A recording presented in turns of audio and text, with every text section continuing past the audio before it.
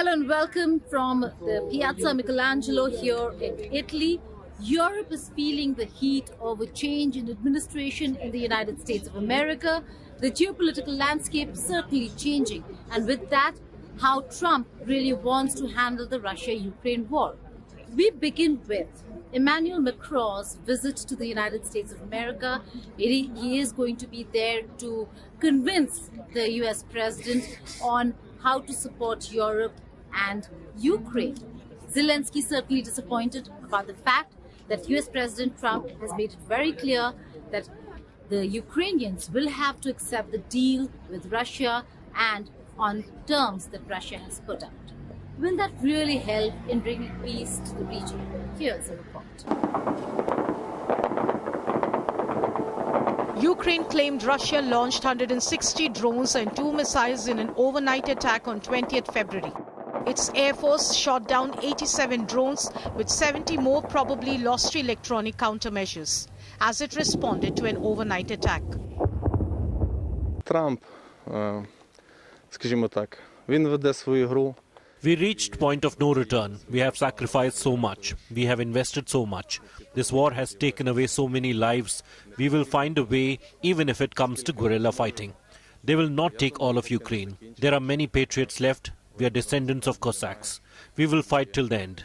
They will not be able to kill all of us. В 22-му і в 14-му в нас тоді не запитували, скільки ми зможемо, хоча ми цієї допомоги не мали.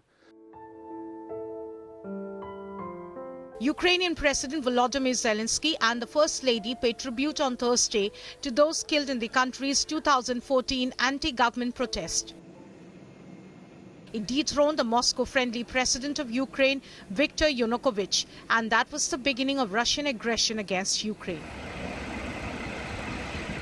Nearly a decade later, as the Ukraine invasion by Russia approaches its third anniversary, US diplomats were in Kiev to talk about peace and business. But in the end, the joint statement did not happen as America backed out. General Kellogg, our talks restore hope. We need strong agreements with America, agreements that will really work. I gave instructions to work fast and very much even-handedly. Economic interests and security interests should always go hand in hand, and the details of the agreement are important. The better the details are drafted, the better the result. We spoke with General Kellogg about the front line, the need to free all of our prisoners of war who are held in Russia, and also the necessity of a reliable and well-defined system of security guarantees so the war doesn't return and Russians are no longer able to maim life. We all need peace. Ukraine, Europe, America, everyone in the world. Look, President Trump is obviously very frustrated right now with President Zelensky. The fact that that he hasn't come to the table, that he hasn't been willing to take this opportunity that we have offered. I think he eventually will get to that point, and I hope so very quickly. US President Donald Trump earlier called Zelensky a dictator. The Tesla CEO, towing the line taken by his president, tweeted that any poll conducted by the Ukrainian president while in power is not credible. He alleges freedom does not exist in Ukraine. The US Speaker of the House has announced that there is no appetite for another funding bill for Ukraine. If that level set takes, let's say, 3-6 months or it drags on, do you see another funding bill for the war in Ukraine? Look, there's no appetite for that. What do you think? No. Yeah. Got our answer there? We have to bring it to an end. And I can tell you that our European allies understand the necessity of this as well. It's drug on too long. By some estimates, Russia's lost almost 700,000 troops, maybe more. The Ukrainians have suffered great losses. We have to bring an end to the conflict. President Trump is exactly right. It's time for it to end, and he is the brute force, I think, that can make that happen. French President Emmanuel Macron will travel to Washington next week to try to convince President Donald Trump. The European Union also hopes that France is able to make President Trump see the point, because showing any weakness to Russia's Vladimir Putin would make it harder to deal with China and Iran. Et donc moi je suis aujourd'hui raisonnablement inquiet parce que la situation est inquiétante, mais elle n'est pas inquiétante. President Trump is worried because Russia started this war and Russia was armed to the teeth and on our borders. But I'm trying to manage this uncertainty for us by keeping all Europeans and allies united, but also by trying to convince him that his interests are in fact the same as ours, whatever he thinks. So what I'm going to do, what I'm going to tell him, is that you can't be weak in front of President Putin. It's not you. It's not your trademark. It's not in your interest. How can you be credible in front of China if you're weak in front of Putin? If you let Russia take over Ukraine, it will be unstoppable for Europeans, for everyone. But not only would it be even stronger, it will continue to invest. But it will take back Ukraine and its army, which is one of the biggest in Europe, which all our equipment, including American equipment. It's a huge strategic mistake. Qui est une des plus grandes d'Europe, avec tous nos équipements, y compris les équipements américains. C'est une faute stratégique énorme. The Kremlin accepts that there is a mutual understanding about the need for a meeting between the US President Donald Trump and Russian President Vladimir Putin. Ukraine, Europe and the world hopes that the US understands and comes back to support them before this meeting takes place. When it comes to the Russia-Ukraine war, the Republicans also are a divided house, and yet they are to follow US President Donald Trump. While they're looking at whether one should believe the allegations and claims on Ukraine being made by the US president. In such a scenario, there's one man who's trying to really look at the conservative American pockets to defeat Trumpism. Can that really happen? Can Bernie Sanders do what others have not been able to do when it comes to a changing geopolitical landscape? He is the 83-year-old senator from Vermont in northeastern America. He is the longest-serving independent in U.S. congressional history. Activist and politician Bernie Sanders has been a senator since 2007 and has run for presidency twice, in 2016 and 2020. But Bernie Sanders was defeated by Donald Trump in 2016 and then by Joe Biden in 2020. Dr. Janarian has a lot more fight left in him.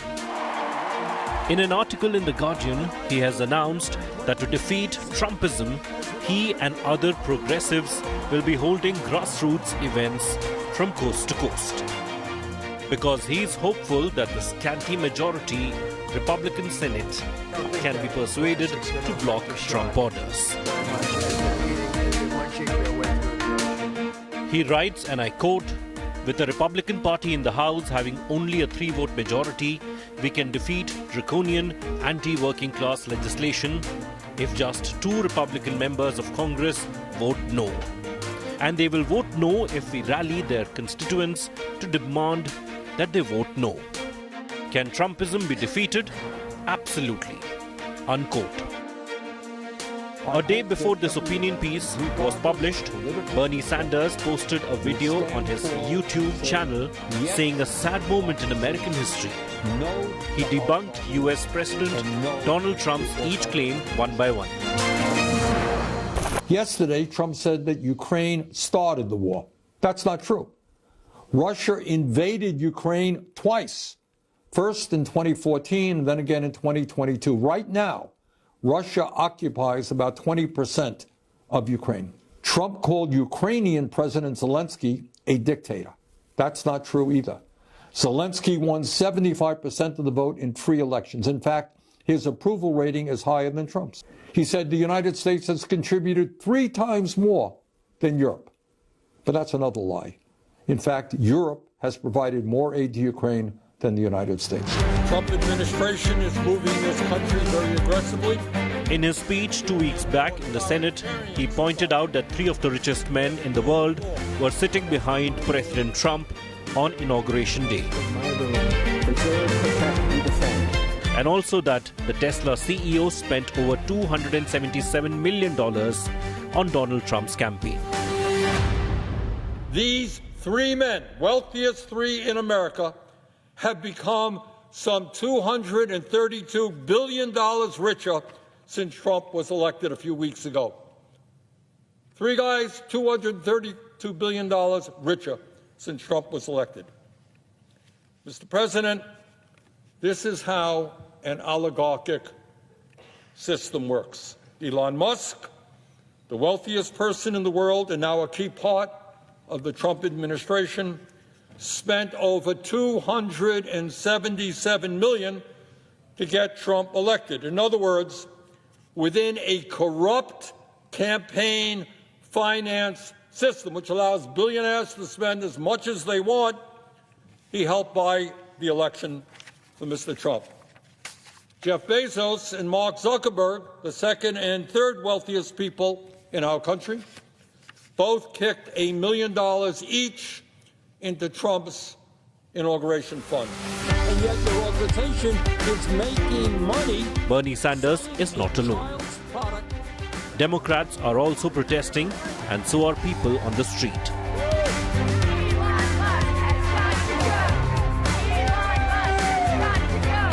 These are all Americans whom President Trump has sworn an oath to protect and govern.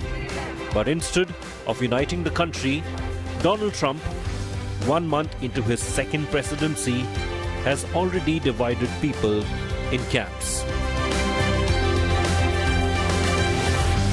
While the USAID funding controversy continues to play out in the United States of America, there's a massive political storm brewing in India as well. The Bharatiya Janata Party has now doubled down on the opposition, on Congress, saying that they used those funds while Rahul Gandhi was making his remarks on foreign soil. The Congress party has rejected those remarks, calling it absolutely nonsensical. Here's a report. Can you imagine all that money going to India? I wonder what they think when they get it. Now, it's a kickback scheme. You know, it's not like they get it and they spend. They kick it back to the people that send it, I would say, in many cases. US President Donald Trump hints at foreign interference in India once again, claiming the Joe Biden administration allocated $21 million to top race voter turnout. Trump suggested it could be a kickback scheme. And $21 million for voter turnout in India. Why are we caring about India turnout? We got enough problems. We want our own turnout, don't we? Can you imagine all that money going to India? I wonder what they think when they get it. Now, it's a kickback scheme. You know, it's not like they get it and they spend. They kick it back to the people that send it, I would say, in many cases, many of these cases. The Congress, citing newspaper reports, claimed that USAID allocated $21 million for voter turnout to Bangladesh and not India. The BJP rejected the news report. And Rahul Gandhi to foreign meddling, flagging his speeches in London last year. तो विदेश में भारत के लोकतंत्र को कमजोर करने का षड्यंत्र कर रहे थे और राहुल गांधी अपील कर रहे थे कि बड़े लोकतांत्रिक देश भारत के लोकतंत्र को सफल करने में मदद करें, मतलब राहुल गांधी को जिताने में मदद करें, उनको वोट नहीं मिलता, हार जाते हैं बार बार. BJP sources claim USAID gave $204 million to the UPA government between 2004 to 2013, while Indian NGOs were given over $2,000 million. Sources also claim USAID funding stopped after 2015 and the NDA government just received $1.5 million while funding to NGOs increased to over $2,500 million. The BJP sources allege this hike in NGO funding coincided with Rahul Gandhi's Bharat Jodo Yatra in 2022. The Congress denied the foreign interference charge, demanding the Modi government release a white paper on where the funds were used. ये भारत में जो चुनावी प्रक्रिया है, इसमें हस्तक्षेप करने के लिए इस्तेमाल किया जा रहा था और ऐसा क्यों किया जाना चाहिए? मोदी जी से नफरत करते करते वो अब भारत से नफरत करने लगे, यहां के नागरिकों से वो नफरत करने लगे. मोदी जी को वो अपनी क्षमता से, जो उनकी लोकप्रियता बची नहीं है, उससे हरा नहीं सकते, इसलिए विदेशी ताकतों का वो सहारा लेते हैं. ये तो यूक्रेन से लेकर और पता नहीं कहां पूरे विश्व में जाकर तिकड़मे लगाते हैं. कभी सुनते हैं विदेशों में कुछ कर दिया कांड, कई तिकड़ में लगा रहे होते हैं। तो जब इतनी तिकड़ में आप विदेशों में लगाते हो, आपके देश में $21 मिलियन आया तो ये तो आपके चेहरे पे तमाचा है। फिर बोलते हैं नहीं 2012 में जब यूपीए की सरकार थी तब आया था, तो 14 का रिजल्ट जो आपका पक्ष में आया, क्या आप उस पैसे से जीते? Vice President Jagdeep Dhankar too chimed in, claiming Trump revealed the plot to manipulate and taint India's electoral process. पता लगाना चाहिए वो कौन लोग हैं जिन्होंने इस प्रकार के आक्रमण को स्वीकार किया, हमारे प्रजातांत्रिक मूल्यों के ऊपर इतना बड़ा कुठाराघात किया। उन ताकतों पर प्रतिघात करना हमारा राष्ट्र धर्म है। Donald Trump's big charge has triggered a big fight in India. Did the United States meddle in our elections? Bureau Report, India Today. As the USAID agency's funding controversy continues, the spotlight now is on Veena Reddy, former India chief of the US agency, with allegations being leveled by BJP leader Mahesh Jethmalani against Veena Reddy, saying that the funding during her tenure increased. Wow, $21 million. I guess they were trying to get somebody else elected. Wow. US President Donald Trump hinting at USAID interference in India's election has put the spotlight on Veena Reddy, the former India director for the UN agency. An Andhra Pradesh-born American diplomat, she joined USAID's India office on August 5th, 2021. She announced her return to the US on July 17th, 2024, more than a month after the results for the Lok Sabha elections were announced. Before joining the US government as a foreign services officer, Reddy was a corporate attorney in New York, London, and Los Angeles. She has also been a member of bar councils of New York and California, and has also served in USAID missions in Pakistan, the Central Asian Republics, and Central America. With Trump's bombshell revelation, BJP leader and top lawyer Mahesh Jethmalani demanded an investigation into USAID funding and Veena Reddy's role. Well, India should certainly make a request for further details. Whether there are only three questions which remain. An allocation was made, right, which President Trump, in his words, says were meant to bring about a change in government, and we should tell the Indian government who are the people who made the allegation on behalf of USAID in India, right? And three, who are the people who received the allocated funds? We will know when this investigation takes place, or where further information is communicated by the Trump administration to the Modi government. Net funds disbursements for Indian projects by USAID rose significantly during Reddy's stint, jumping multifold to over $228 million or rupees 1,982 crores in 2022, the highest since 2001. According to the US State Department, during her nearly 3 years of tenure as the mission director, Veena Reddy oversaw various projects in fields of health, economic development, education, social services, democracy, human rights, and governance. India Railways, Ministry of Power, Niti Aayog, National Power Training Institute, and Power Sector Skill Council, NTPC, Green National Skills Development Corporation, Ministry of Tribal Affairs, Ministry of Health and Family Welfare, Atal Innovation Mission are among prominent government bodies that either signed fresh agreements or implemented USAID-funded programs during Reddy's stint in New Delhi. Will the USAID funds and Veena Reddy's role be probed now? With Shubham Tiwari in New Delhi, Bureau Report, India Today. And here are some of the stories from across the world in World at a Glance. The Senate on Thursday narrowly voted to confirm Kash Patel as director of the FBI. A Trump ally, Patel was picked to replace Christopher Wray, who served for more than 7 years. Patel is a former defense attorney, federal prosecutor, top house staffer and national security official. But he raised alarms when he was exposed for his lack of management experience compared to his predecessors in the FBI. Kash Patel became the first ever Indian origin FBI director. Israeli Prime Minister Benjamin Netanyahu said Israel would make Hamas pay for failing to release the body of hostage Shiri Bibas as agreed. The statement came after Israeli specialists said that one of the 4 bodies handed over by Hamas on Thursday was an unidentified woman and not Shiri Bibas, whose 2 sons, Kefir and Ariel, were handed over and identified. Yarden Bibas, husband and father, is the only survivor of the family. He was kidnapped separately and was released separately as well earlier this month. Foreign Minister S. Jaishankar met his Chinese counterpart Wang Yi in Johannesburg on Friday on the sidelines of the G20 Foreign Ministers meeting. The Indian Foreign Minister highlighted the importance of cooperation between the 2 countries to preserve and protect the G20 as an institution. In a very tense US-Canada relation over tariff and takeover threat, the country of Maples defeated the Eagles in an icy hockey championship face-off. Connor McDavid scored in overtime in the 4 Nations face-off ice hockey championship game to give Canada a 3-2 victory over the United States on Thursday night. Following the victory, Canadian Prime Minister Justin Trudeau took a jibe at the US President Donald Trump on X, saying neither Canada nor the game could be taken.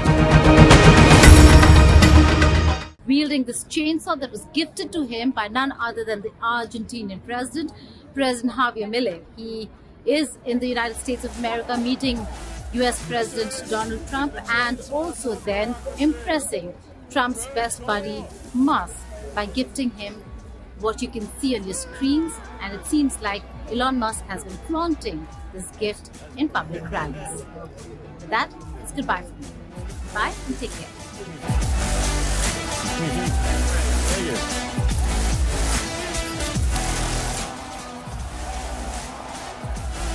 This is the chainsaw for bureaucracy.